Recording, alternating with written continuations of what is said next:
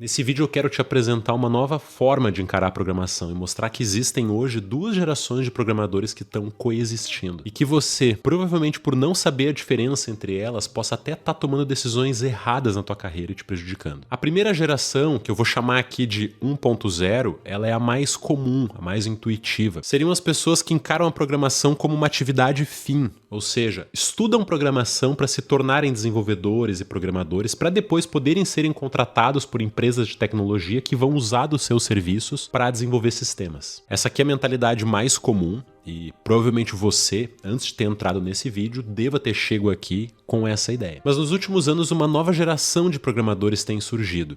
Não existe um nome muito claro para ela, eu vou chamar aqui de nova geração ou geração 2.0, que seriam não programadores. Ou seja, são pessoas que entenderam a programação como uma poderosa ferramenta de trabalho e já estão estudando alguma linguagem para se tornarem únicos dentro da sua área. E se você ainda não ouviu falar desse conceito, não te preocupa porque eu levei 12 anos para entender bem esse cargo que eu já estava desempenhando sem saber nas empresas onde eu trabalhei. O meu primeiro emprego foi no setor de logística dentro da Ambev e intuitivamente eu já carregava comigo essa ideia. Desde cedo eu já aprendi a programar dentro do próprio Excel utilizando o VBA e comecei a construir pequenos sistemas para tornar os processos lá dentro mais eficientes. Um dos cases que eu mais gosto de contar era uma planilha que ela era capaz de analisar todos os produtos armazenados no armazém e através de uma programação ela conseguia reorganizar eles dentro do estoque para liberar espaço, porque espaço no armazém era uma variável crítica, o armazém estava sempre lotado. Se a gente conseguisse otimizar as coisas lá dentro, isso seria muito bom. E esse case foi tão legal que ele me deu visibilidade que pouco tempo depois eu estava desenvolvendo um sistema para o gerente de fábrica totalmente fora do meu escopo, porque ele percebeu que ele poderia utilizar uma lógica parecida para organizar o banco de horas de todas as pessoas da fábrica. Em 2014 surgiu uma oportunidade para trabalhar no mercado financeiro junto do Adriano e eu levei essa mesma mentalidade para lá. Naquele momento eu vi que o Excel e as macros já não davam mais conta do que eu queria fazer e aprendi a programar numa linguagem de verdade, que é o Python, e o resultado foi ainda melhor, porque quando eu e o Adriano entramos, a gente precisava registrar as operações financeiras em sistemas de terceiros, atualizar planilhas, painel de indicadores, e tudo isso a gente automatizou. Só que não parou por aí, porque depois disso a gente começou a desenvolver uma metodologia para construir as nossas próprias estratégias de investimento, baseadas em análise de dados, simulações históricas, matemática e automação da parte de execução delas. E aí, é claro, essa forma que a gente construiu tinha programação como base. Só era possível se fosse sustentado aqui por computação. Só que deu tão certo que em 2018 a gente decidiu sair para fundar a nossa própria empresa de investimentos, a Asimov Trading, que realizava arbitragens no mercado de criptomoedas de maneira 100% automatizada e só utilizando Python. E nesses últimos 10 anos a gente tirou duas lições. Em primeiro lugar, é que quando tu sabe programar e tu coloca a tua cabeça para pensar só um pouquinho, tu vai perceber que tu pode utilizar a programação em praticamente qualquer área, cara. Eu, por exemplo, apliquei em logística, em RH, na parte de gestão das nossas empresas e da própria Ambev, no mercado financeiro, e existe um padrão também que a gente observou que vai determinar se saber programar pode ou não ser útil para você. Em primeiro lugar, é se você trabalha com muitos dados para analisar. Em segundo, é se você exerce algum tipo de tarefa repetitiva no dia a dia. E em terceiro, é se o seu ambiente de trabalho se beneficiaria de alguma forma da existência de algum sistema customizado. Em outras palavras, análise de dados, automações de tarefas e construção de sistemas. Essa aqui é a tríade que a gente percebeu do não programador. E a segunda lição, que é mais excitante ainda, é que poucas pessoas perceberam esse movimento até agora. Eu não tô brincando, há 12 anos atrás, quando eu comecei na Ambev, numa fábrica de 350 pessoas, só eu sabia programar. Um estagiário de 20 anos. No mercado financeiro também, só eu e o Adriano programávamos. Todo o resto costumava trabalhar de uma forma muito parecida. Na Ambev, todo mundo usava o Excel, analisava os dados da mesma forma. No mercado financeiro, todo mundo fazia operações de investimento da mesma forma, lendo notícias, relatórios financeiros, colocando a sua opinião em cima. Agora pensa comigo, o que tu acha que acontece contigo quando tu é o único que sabe programar no teu ambiente de trabalho? Obviamente, isso te dá uma visibilidade sem tamanho, porque tu vai ter o domínio técnico que as outras pessoas já têm, combinado com uma habilidade que ninguém espera que tu tenha, que é controlar este cara aqui num exército de funcionários trabalhando contigo. É isso que a programação faz. Ela alavanca as capacidades. Quantos seres humanos tu acha que são necessários para conseguir fazer a quantidade de cálculos que essa máquina aqui faz em um segundo,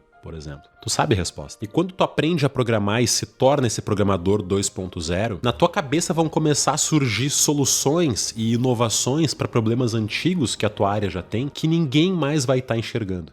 só tu. Saber programar num ambiente onde pessoas não programam é um caminho muito seguro para o desenvolvimento. Tu passa a gerar resultados inesperados para a empresa, criar automações que vão gerar para elas muito tempo. A empresa vai começar a ficar dependente do teu trabalho. Tu vai ser capaz de automatizar muitas tarefas, gerando tempo pro teu gestor e pros teus colegas de equipe. E aí é muito natural que quem tome esse caminho, pouco tempo depois, esteja recebendo muitas promoções. E uma outra porta que se abre é de seguir o mesmo caminho que eu e o Adriano seguimos, de abrir o teu próprio negócio. Até porque para te empreender, nada mais é do que tu propor alguma solução na forma de um produto que está resolvendo uma dor latente do mercado. Agora tu me diz, qual a forma mais natural e acessível de se propor um novo produto hoje em dia que não seja envolvendo tecnologia? Agora, voltando um pouco do raciocínio, eu preciso ressaltar que nenhum dos dois tipos é melhor que o outro. Mas uma coisa que eu posso te afirmar com certeza é que existem linguagens de programação que são mais adequadas quando tu é um programador da primeira geração ou quando tu é um da segunda geração. Se teu objetivo for ser um programador 1.0, um desenvolvedor, você precisa aprender as linguagens que o mercado está te pedindo hoje. Então, por exemplo, para desenvolvimento back-end, a gente tem Node.js, um pouco de Python. Para desenvolvimento front-end, a gente tem React, Vue.js, Next, o Combo HTML e CSS. Para construção de aplicações, Java, C++,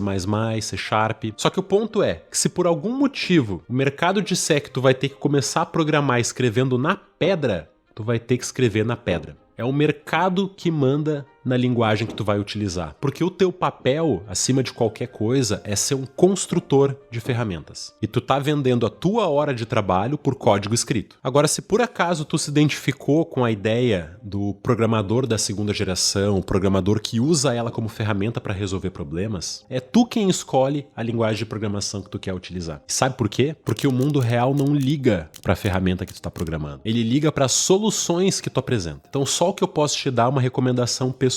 É muito importante que essa linguagem seja fácil, que tu seja eficiente ao escrever código com ela, mas que ao mesmo tempo ela seja versátil, ela consiga atacar aqueles 3 tipos de problemas que eu trouxe lá atrás: análise de dados, automações de tarefas e construção de sistemas. E na nossa opinião, a linguagem mais adequada para isso é Python. E sabe o que é mais legal? O mercado concorda com isso. Dá uma olhadinha nesse gráfico aqui. Ele é um índice de popularidade das linguagens de programação ao longo do tempo. E olha que interessante. A primeira linguagem que aparece aqui é o Python. Mas como é que isso é possível? Porque Python não é a melhor linguagem para desenvolvimento back-end, não é uma linguagem usada para desenvolvimento front-end, nem para construir sistemas, nem para construir aplicativos mobile. Ela não é usada no mercado de tecnologia para nada disso. E mesmo assim ela está aqui em primeiro lugar. Quem tem puxado o Python para cima são justamente essa nova geração de programadores. E reparem que ela recém se transformou na top 1. Isso foi em 2022, tem muito tempo ainda para a coisa acontecer. O movimento até ela chegar à top 1 aqui durou 4 anos. E tem uma outra coisa interessante que esse gráfico está nos dizendo, é que esse movimento aqui está recém começando. Só que um programador 2.0 que utilizaria aqui de repente um Python, ele pode ser qualquer tipo de profissional em qualquer lugar do mundo. Eu conheço casos de analistas de qualquer tipo, analistas de humanas, analistas de dados, engenheiros,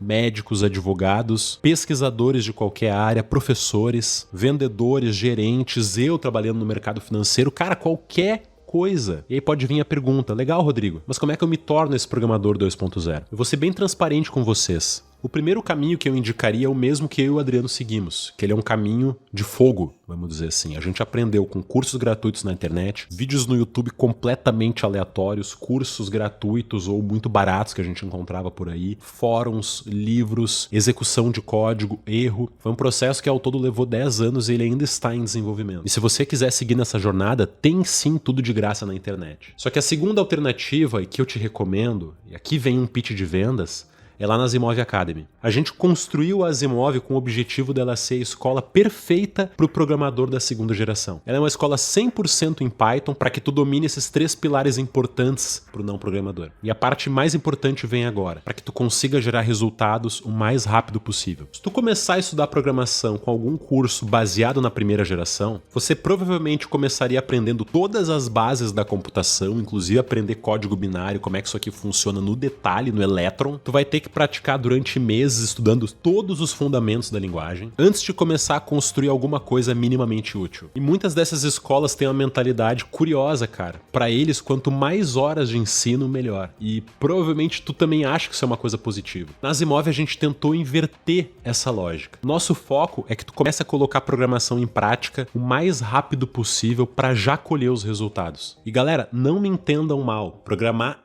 é difícil, vocês vão precisar de muito tempo. Mas a gente acredita que quando tu começa a estudar com um objetivo setado em mente, por exemplo, eu quero desenvolver um painel novo para minha empresa, é muito mais motivador e eficiente quando tu estuda buscando esse objetivo aqui, do que quando tu tá aprendendo porque alguém te disse que tu precisa aprender um conceito A ou B. Esse é o princípio de uma educação que a gente também acredita que seria essa 2.0, que a gente tentou colocar na Asimov, porque foi a forma como a gente aprendeu. Nós queríamos resolver problemas determinados, então estudamos programação para atingir aquilo. Quando tu começa a ver resultados e colher os frutos do pouco que tu aprende de programação, tu vai sentir motivação para aprender todo o resto que cerca. E a coisa vai fluir muito mais naturalmente, tu vai perdurar nessa jornada. A Asimov possui 2 pilares fundamentais. Em primeiro lugar, os cursos são organizados por trilhas de conhecimento e é uma escola totalmente baseada em projetos, para vocês terem justamente esse resultado que eu comentei anteriormente. As trilhas são pensadas para te dar só o conhecimento necessário da programação que tu precisa naquele momento para atingir certo objetivo. Por exemplo, se teu objetivo é estudar análise de dados, a gente não vai te apresentar antes programação orientada a objetos. Se tu quer automatizar algumas tarefas no teu computador ou no teu ambiente de trabalho, a gente vai deixar as aulas de inteligência artificial para depois. E quanto aos projetos, a gente fez questão de colocar uma base autoral gigantesca e de muita qualidade para que tu tenha a maior quantidade possível de referências para poder se inspirar, copiar,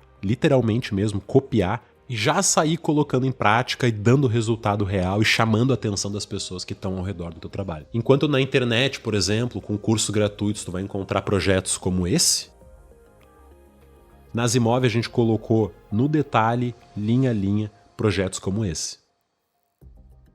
Além do mais, na Asimov, todas as aulas são atualizadas constantemente. A gente está sempre adicionando novos cursos com novas tecnologias e projetos para te inspirar o tempo inteiro. A gente tem também um time de professores que vai te dar suporte enquanto você estiver na plataforma. E mesmo assim, caso você não se adapte, a gente dá uma garantia incondicional de 7 dias para que tu cancele sem ter que nos dizer nada do porquê. E tudo isso que eu estou apresentando custando menos de 10% do que tu pagaria numa formação tradicional, numa faculdade, numa pós-graduação. E eu tenho certeza que eles não vão ensinar tanto de programação, de análise de dados, de novidades, quanto a gente ensina na Asimov. Na Asimov a gente tem sim centenas de horas de aulas, mas é para que tu consuma da forma certa e isso não te assuste e te afaste da programação. Eu espero que esse vídeo aqui possa ter te ajudado a encontrar um caminho na programação. Se tu concluiu que quer se transformar em um desenvolvedor, um programador da primeira geração, infelizmente eu não sou a pessoa mais adequada para te ajudar, porque não foi o caminho que eu segui. Existem muitas escolas muito qualificadas no mercado que podem te dar uma orientação melhor do que nós. Mas se o caminho da programação como ferramenta de trabalhos dessa nova geração de programadores foi o que te interessou, então a Asimov vai ser a melhor escola de programação do Brasil e que vai transformar a tua carreira para sempre. Pelo menos essa é a nossa missão.